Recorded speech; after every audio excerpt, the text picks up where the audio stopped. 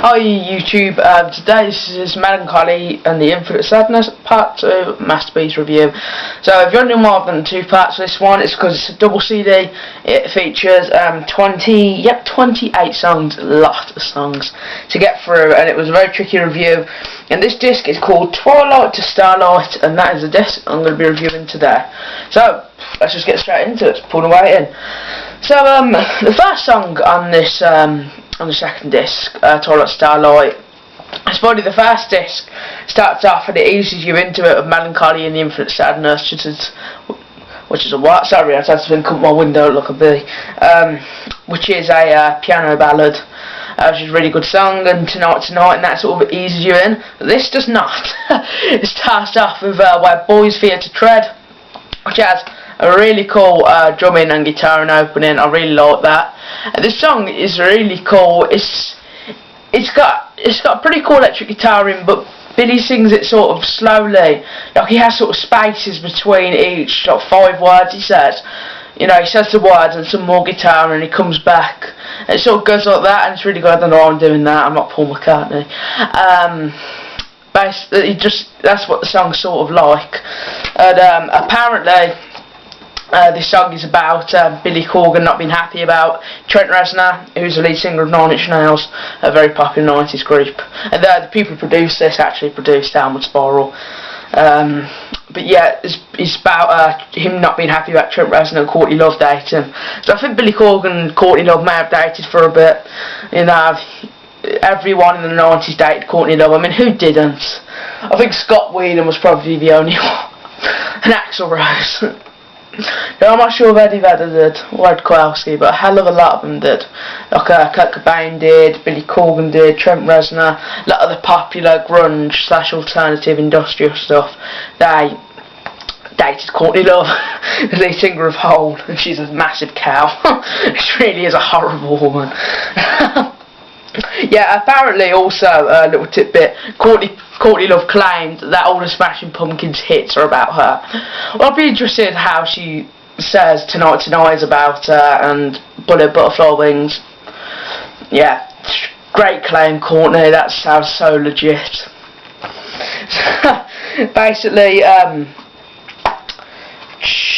where's my notes? I've got a bunch of notes, you see. Whenever I do it, if you see me looking down, I have this big notebook, and not big, but I've been writing loads of notes in about the songs that I listened to a bit ago. So yeah, but first song, there's a lot of really good electric guitar in, good singing and that, and I really like this song. It's a really great song. If I had to rate it out of 10, it'd probably be a 9.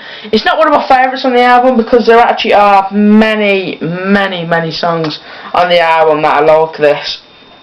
You know, there really are, that are just, you know, really cool guitaring with sort of slow singing. You know, there is a lot of songs like that, but this one is a really cool one, and I really like it. Okay, so the next song is called Bodies, and this song is awesome. This is just such a brilliant song. I love it. The first lyrics as well, cast a pals aside of a simple life of need, come into my life forever. Yeah, it's a really cool sort of start to the song. It leads off really angrily, really fast electric guitar and that. That's sort of the tune, but when you listen to it, it sounds slightly cooler. Apparently what it means by this, Corgan show his love interest, his inner world, his heart, soul, ideas, creativity and love, but the heartbreak was too strong. It changed to the world, to a distorted, broken image, like a once great city turned to rubble. And the lyric, which that sort of comes from, is a crumbled city stands known of the sights you have shown, of the heart you call your own, which is just great writing. I mean, I really love those lyrics. He's such a great writer. Before I listened to this album, I listened to, where is it, 1993 Siamese Dream, and I'll admit I didn't love it. I really like the album. I will be reviewing it at some point because it did get requested as well. And this is a really great album, but there is some very meh songs on here. And this album does not have not one. Even We Only Come Out at Night, which is probably a Hedgehog commercial, it's still a pretty good song. Yeah, apparently Courtney claims this song's about her too. Sure. Well, actually it could be, because he does say love is suicide in the song a couple of times, and Kurt Cobain was with Courtney Love and he commits suicide. Maybe that's what he's referencing to. Who knows? Yeah, it really is just a cool song. I'll just look at my notes quickly. Yeah, apparently in this song he's actually talking about what's necessary to get by and live comfortably. You know, has all the perks and emotional stability. Corgor's character is willing to throw that out his window for his love interest, and invites his love interest to the same. This song is another one that fits into the story of Mellon Collie and the Infinite Sadness. It's another love song which, it's a different type of love song. There's some love songs on this album which are slow, like Tonight Tonight, Gallop Joe, Cupid Lock. They're all slow ones. But this one is love song, but fast. Really fast, and it's really cool. It's a great song. Some of these songs on the album sound very In Utero-like, which was probably Nirvana's best album.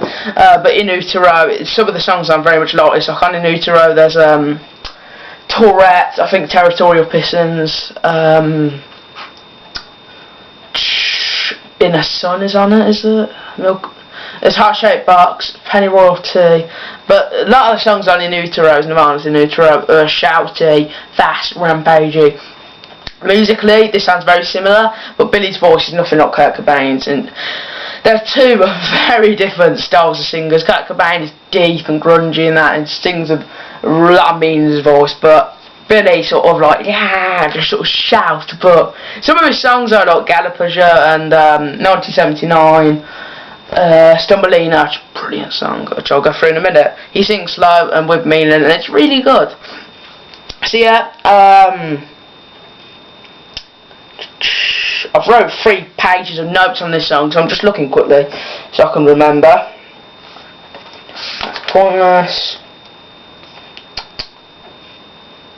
Yeah, that's all pointless notes. The next song, this is that one. I'll tell you what though, Bodies is really a great song. If you like 90s rock, it's a cool song because it's got a mix.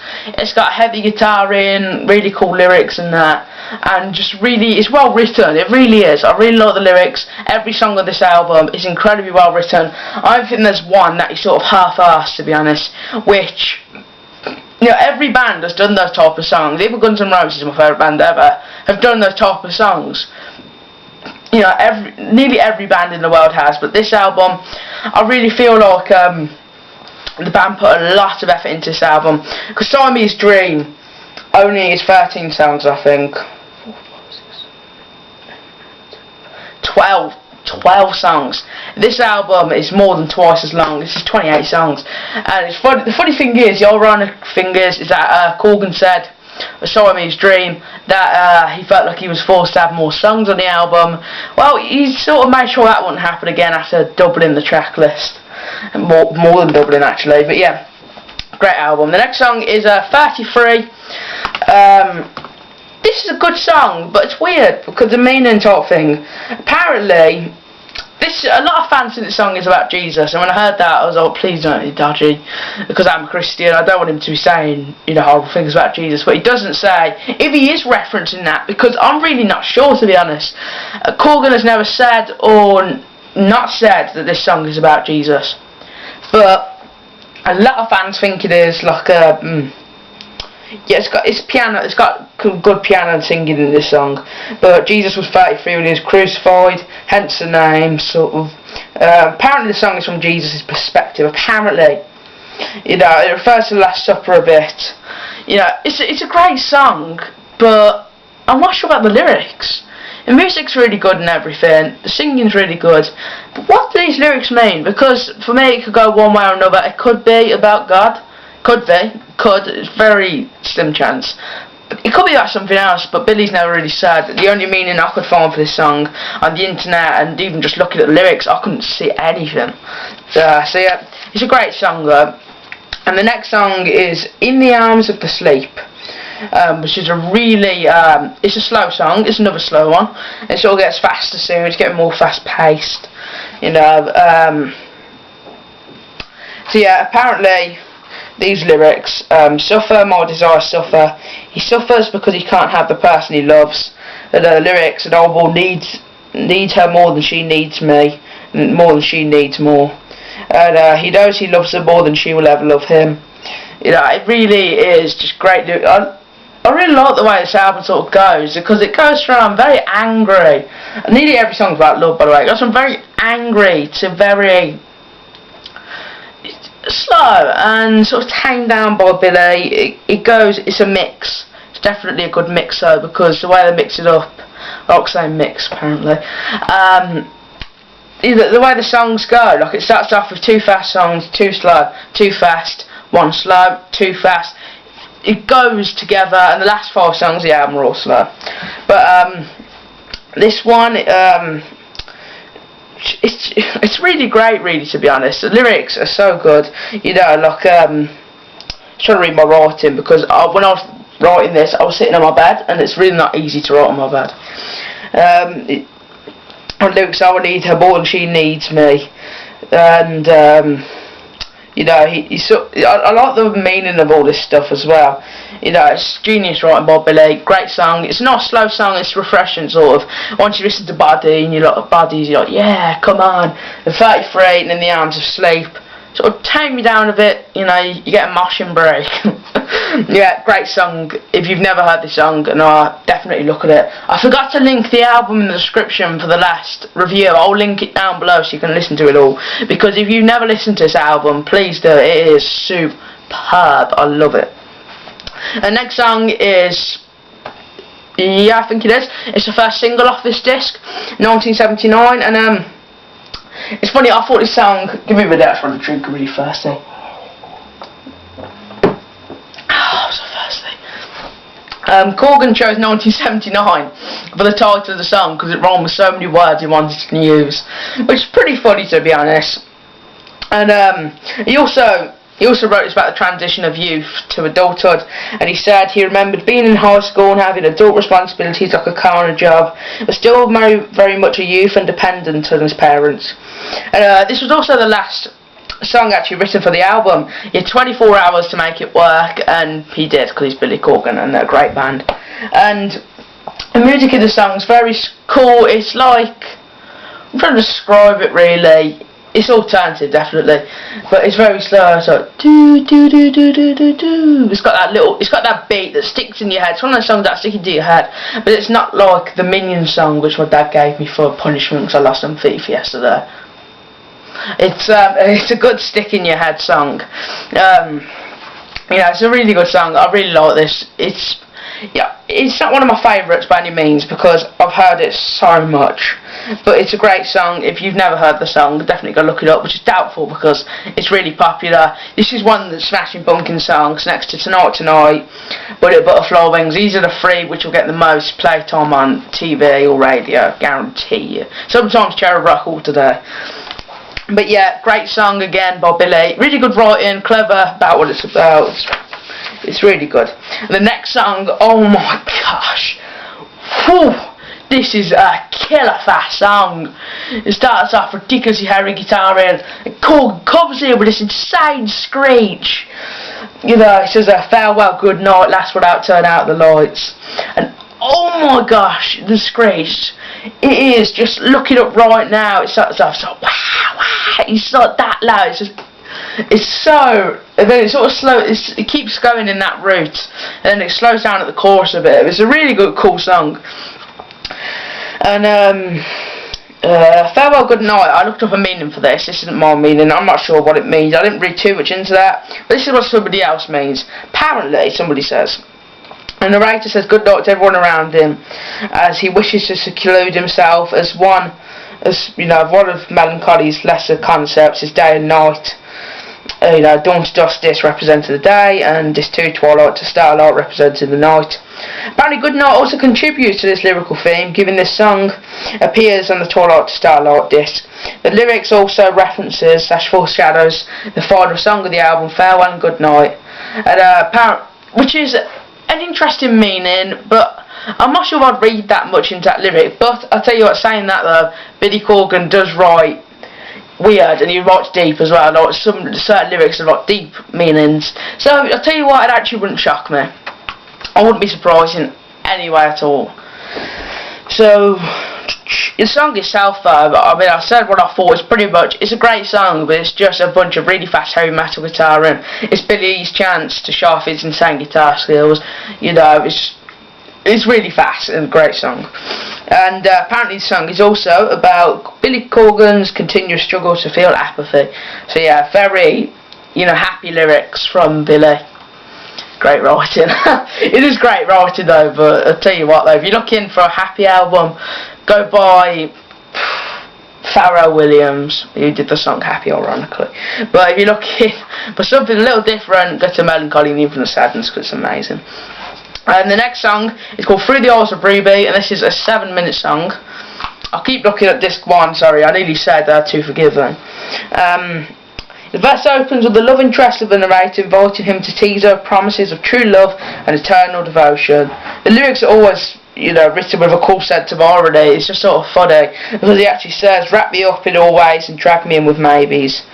You know, it really is a great song this is. It's 7 minutes, it's not an incredibly fast one, it's in between. You know, it's got electric guitar and that, but it's sort of in between, fast and slow. It's an 8-minute song, I think, actually. It really is. It's a masterpiece musically, and the song just great. It shows off Billy's writing skills. I love his writing, because his writing is so unique. It really is. I haven't heard anyone who writes like him, and this album is just class. I love it a lot. So yeah, I got more Through the Eyes of Ruby stuff, by the way. Apparently the lyrics is lyrics, but belief is not to notice. Belief is just some face. Here the narrator confesses that believing in eternal love is only possible for ignorance and blind faith, by ignoring warning signs that show love cannot last. Young love may seem eternal and perfect, but in the end it's a fragile, imaginary, and unlikely to last. So that's like Billy wrote this song sort of about a number of things. It's mostly about love, pretty much. About young love a bit, and about different types of love. The lyrics: if you spin your love, the secrets of your dreams, you may find your love is gone, and not quite what it seemed to appear, to disappear beneath all your darkest fears. And that writing, that it really is amazing. I love how every song has a meaning, every one, and not just a crap meaning. It's got like, it's deep.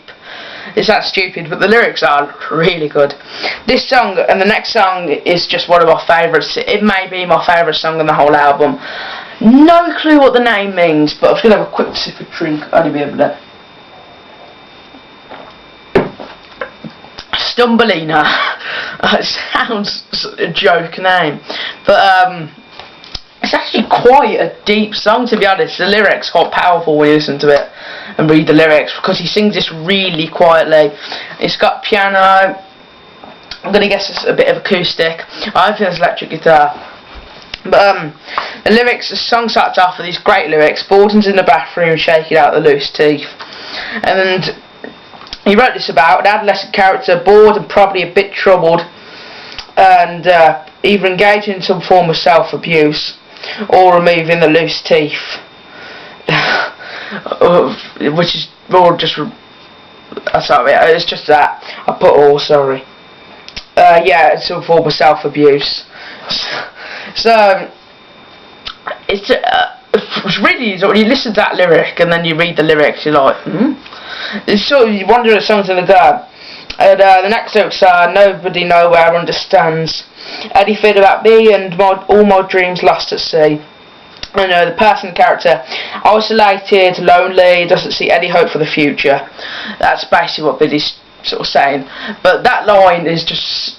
The lyrics of the song are so good. There really is some amazing writing. Between each verse there's some delicate acoustic guitar, which really matches the song. And it's a slow song, it's got acoustic guitar between each verse, and it's just superb. This song is possibly my favourite on the album. It really is just a total masterpiece, and I love it. Even though it's a slow one, I love some of the fast ones by this band, but some of the slow ones are really good too, especially this. Really like this song. Yeah, one of the best songs by the band. And the next song, oh my gosh, insane. Ever since realising this song, what it was when it came on my MP3, I've been listening to it so much. XYU. This song is mad. It's 7 minutes of Tales of Scorched Earth, pretty much. It's so fast, it's so insane. And the lyrics at the beginning, if we just get about my album, the lyrics at the beginning are just so cool. It entices you to listen to more. The electric guitar in, it just starts off like it's so fast, electric guitar in. I would play it, but I don't want to get copyrighted. So if you want to hear it, the lyrics, first lyrics are, she didn't want to be, it says like, she didn't want to be, then all of a sudden just sort of powerful electric guitar comes in between each line. It's so cool. It says she didn't want to know, she couldn't run away because she was crazy, she gave it all away, she saw her baby break, and in the air it hung that she was dull razors. And it is just insane song. This song apparently, I've read the meaning for this and I think it's probably right. I'd say it's about right. I probably would have said the same thing. If I can get this thing back in.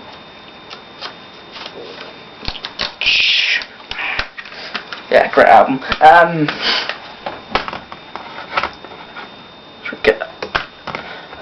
Stay there, you stupid album.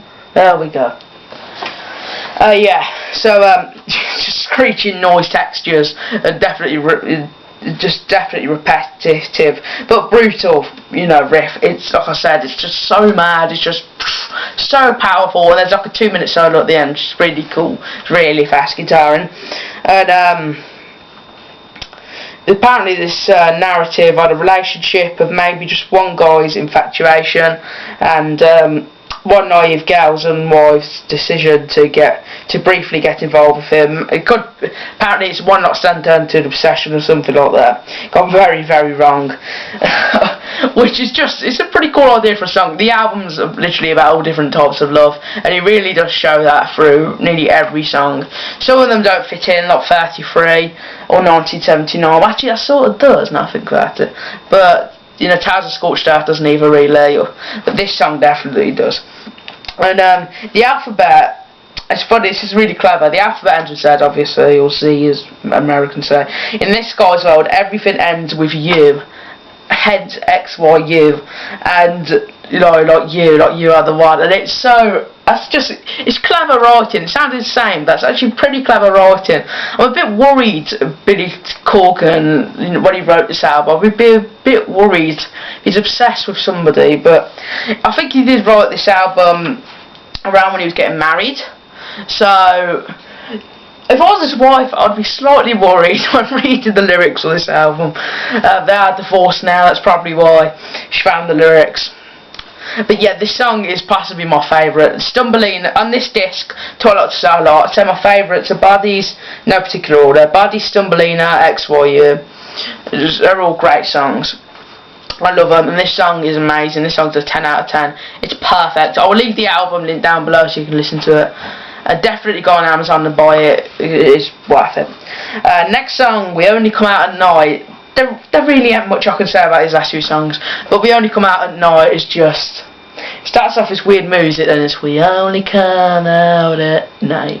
And my dad said it sounds like a commercial for bat appreciation, and I could just imagine Billy Corgan standing there with a bat or a hedgehog like that, just singing it, because it's really weird song, you know. He keeps saying the days are much too bright, we only come out at night, we only come out at night. I can only sing like him if I plug my nose, probably. You know, the days are much too bright. He sings it really nasally, and it's really weird lyrics, but the bit after that gets better. The only thing I can say about the song is a good hedgehog commercial. It's a good song actually, I do like it, I've grown to like it. And it fits in with the theme of night for the disc. That's the only thing I can think of, or a song for vampires. It's a decent song though, it's not the best on the disc, it's probably the worst, if I'm being honest. But it's another song. And the next song is Beautiful. And apparently the meaning for this song is Billy's character has finally found true love after a mix of many songs about love and hate. Yeah, he's finally found true love. But yeah, after 25 songs worth, he's finally found true love. You know, after the big journey from the first disc, Dawn to Dusk, and Twilight to Starlight. But I see it's a good choice calling the first disc Dawn to Dusk, because there's some more lighter stuff on there. But with this disc, a lot of dark stuff. But yeah, this is a great song, Beautiful. And the next song, Lily, My One and Only. This is a very stalkerish song. I can just imagine when he's writing it, he's got a pen, writing with one hand, notebook, on a tree with binoculars watching somebody. I can just imagine it. Apparently both the stalker and the stalked are in love. The narrator loves only Lily and is in denial that Lily may love another.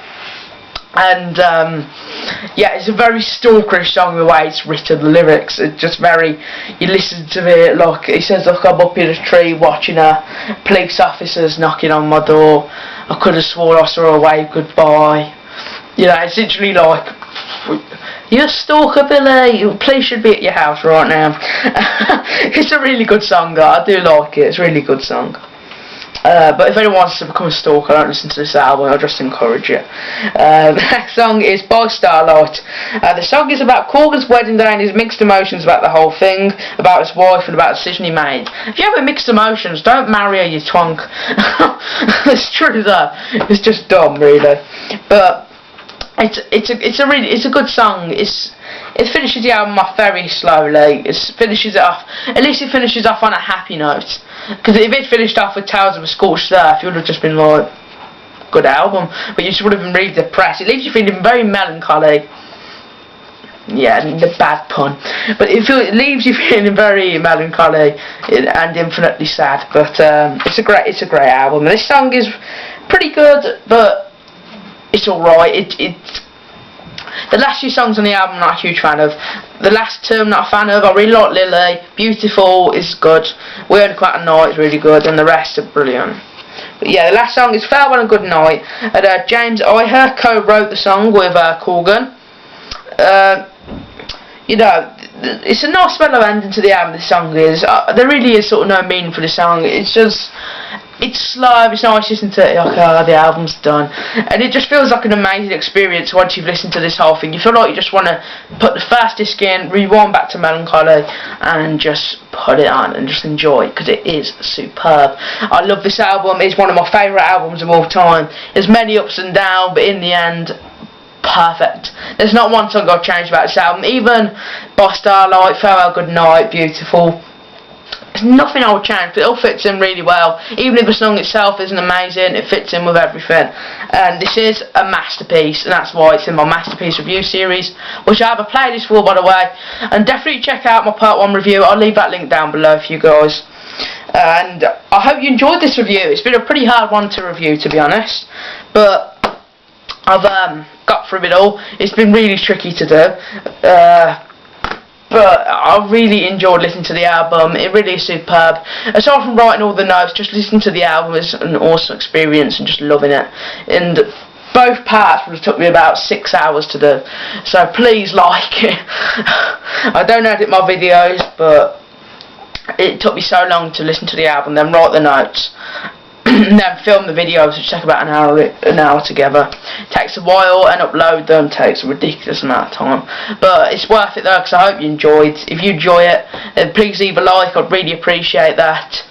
And yeah, tell me what you think of this album, if you've listened to it, or if you want to listen to it. I'll leave a link down below for you guys. It's pretty cheap on Amazon, it's about £3 used with post, so I'd highly recommend picking that up. And if any of you guys have any requests for 70s, 80s, 90s, even 2000s albums, or 60s, or even 50s maybe, if you have any requests, then please tell me, as long as it's not a band that are dodgy, in my opinion. You may not think that. As long as it's not like Iron Maiden or Black Sabbath or anything, as long as it's, you know, yeah, you know what I mean. But yeah, as long as it's not heavy metal really, basically. But yeah, just request albums, guys. I will try my best to review them for you. But the thing is that I have to think they're a masterpiece, put them in my masterpiece review series. If not, I'll review it individually for you guys anyway, probably. But yeah, join me next week, because I'll be reviewing an album with my mum, I think. She won't be on camera, but I'm going to be reviewing one with my mum, I think. I'm not 100% sure yet, but I'm going to be reviewing it if she doesn't want to do it with me. Purple Stone Temple Pilots, I'll be reviewing that next week. I haven't listened to it yet, and I cannot wait. So yeah, guys, thanks for watching. I'll see you soon. Hope you enjoyed the video, and goodbye. And why am I doing a Boy Scout salute? Live long and prosper.